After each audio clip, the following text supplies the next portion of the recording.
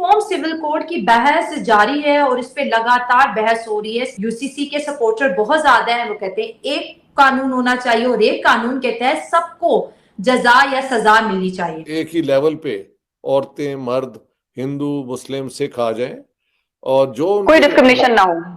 जी जी, इन equality ना हो औरतों और मर्दों में और रिलीजियस ग्रुप्स में, सबको एक ही जैसे राइट्स मिले और सबको एक जैसी रिस्पॉन्सिबिलिटीज हों।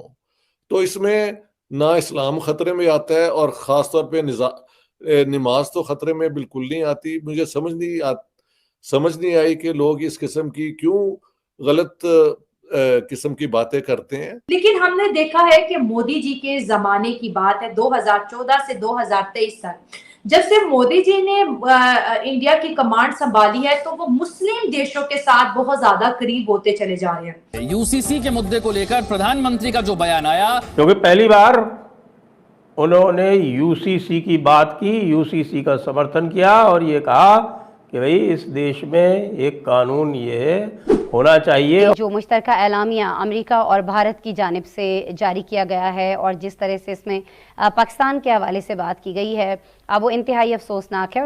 और इजिप्ट ने बहुत कम उसकी तारीख में ऐसा हुआ है कि उसने अपने रूल तोड़े हैं। ये सब देख के गटर छापों के आग लग गई। पहले अमेरिका में आग लगी, फिर यहां आग लगी। तो मुसलमानों की बच्चियां भी जो हैं वो भी तो इससे प्रोटेक्ट ही होती हैं ना।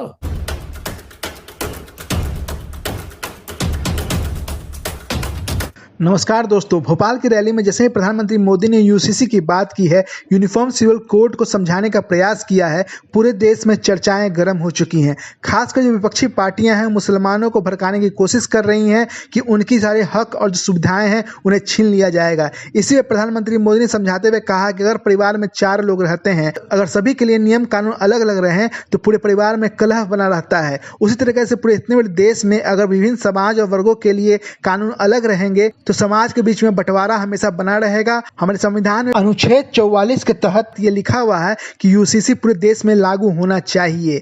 यूसीसी से ये होगा कि एक देश एक कानून से पूरे देश चलेगा। हर वर्ग, जाति, पंथ के लोग इसके नीचे एक समान से आएंगे, चाहे औरत हो या मर्द हो, चाहे हिंदू हो या मुसलमान हो, सभी कानून के नजर में एक समान के होंगे। इन्हीं सब बातों को लेकर सारे एजेंडाधारियों को मिर्ची लग गई है और खासकर पाकिस्तान में इसकी चर्चाएं गर्म हो चुकी हैं कि यूनिफॉर्म सिविल कोड लाते ही भारत में मुसलमानों के साथ दमन किया जाएगा। लेकिन सच्चाई कुछ और है कि पाकिस्तान भारत में सुख शांति चाहता ही नहीं है। इसी के लिए यूनिफॉर्म सिविल कोड को लेके वो लोग अपना एजेंडा यहाँ पे प्रोपोगेट कर रहे हैं। और क्या बातें हुई आप खुद डिबेट में देखिए। यूनिफॉर्म सिविल कोड को लेकर दोबारा से चर्चा फिर शुरू हो गई है और सर जब भी यहाँ पर यूसीसी के ऊपर चर्चा होती है तो बहुत सारी बातें निकल कर आती हैं। मजहबी रहनुमा उसके ऊपर अपना तर्क रखते हैं, कानून उस पर क्या कहता है, तो बहुत सारी ऐसी चीजें हैं। कॉन्स्टिट्यूशन के डीपीएसपी में, directive principles of state policy में, आर्टिकल 44 में यूनिफॉर्म सिविल कोड का जिक्र है, लेकिन आज तक हमारे भारत में यूनिफॉर्म सिविल कोड नहीं आ सका। अब बात ये होती है कि जो एक तर्क दिया जाता है वो उसमें सबसे बड़ा तर्क ये होता है, और मैं ये सवाल आपसे इसलिए भी जानने के लिए क्यूरियस हूँ क्योंकि आप सोसाइटी में इस वक्त देख रहे हैं लोगों का रहन सहन, तो एक बड़ा सवाल ये उठता है कि अगर यूसीसी आ गया तो ये हमारे मजहब में मदाखलत होगी। खास करके हमारे जो मुस्लिम समाज है उसको लेकर ज्यादा वो रोष प्रकट करते हैं, ज्यादा गुस्सा जाहिर करते हैं। इससे धर्म खतरे में आ जाएगा, मजहब खतरे में आ जाएगा। तो ऐसे बहुत सारे कुतर्क दिए जाते हैं, बहुत सारी गलत बातें, बहुत सारे मिसकॉन्सेप्शन जो है वो भारत में यूसीसी को लेकर है। आपका क्या नजरिया है सर यूसीसी को लेकर, हम वो जानना चाहते हैं। देखिए, मेरे ख्याल से, क्योंकि मैं सारी उम्र ह्यूमन राइट्स,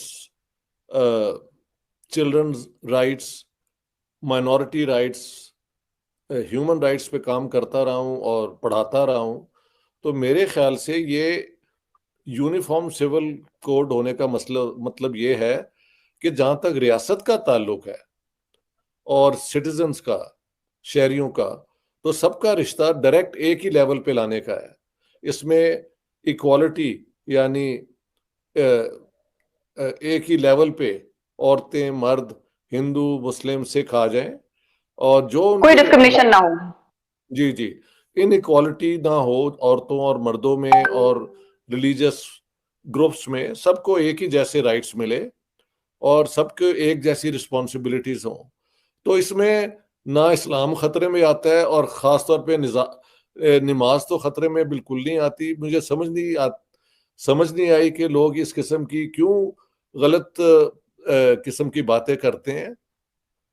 और देखें, ये सिर्फ हिंदुस्तान में नहीं हुआ, बल्कि पाकिस्तान में 1962 में मुस्लिम फैमिली लॉ ऑर्डिनेंस आया था जो आज तक कायम है। हालांकि उसके बाद पाकिस्तान में वो फंडामेंटलिस्ट हुकूमतें भी आई, जनरल ज़ियाउल हक की भी हुकूमत आई, लेकिन किसी ने उनको टच नहीं किया क्योंकि उसमें सबका फायदा था। देखिए उन्होंने क्या किया, सबसे पहले उन्होंने मैरिज की एज जो है ना 16 कायम कर दी। उससे पहले तो यही जो ट्रेडिशनल व्यू थी कि शादी की कोई, निकाह की कोई एज नहीं होती, जब भी आप चाहें आप 9 साल प्लस लड़की के साथ आप निकाह कर सकते हैं। तो उन्होंने कहा कि नहीं, इस तरह जो है आज का मुआशरा जो है उसमें ये मुमकिन नहीं है, और लड़कियों की प्रोटेक्शन के लिए हम इसको 16 साल बनाते हैं। एक दूसरा लॉ बन गया हुआ है कि अगर आप अपनी बीवी होते हुए एक नया निकाह करना चाहें तो सब तो पहले तो आप उनको तलाक दें या उससे इजाजत लें रिटर्न कि मैं इजाजत दे रही हूं कि ये और शादी कर ले, और वो एप्लीकेशन फिर यहाँ पे लोकल गवर्नमेंट यूनियन काउंसिल में जाती थी, और वहां पे 4 महीने के लिए फिर आर्बिट्रेशन होती थी कि ये खानदान बजाय तलाक के एक दूसरे से गुफ्तगू करके मसला हल करने की कोशिश करे। उसके बाद अगर वो चाहें और दोनों पार्टीज कहती हैं कि भी ठीक है अब तलाक हो जाए, तो तब तलाक। तो पाकिस्तान में तो ये पुराना जो सिस्टम था तलाक तलाक तलाक का 1962 में खत्म कर दिया गया था।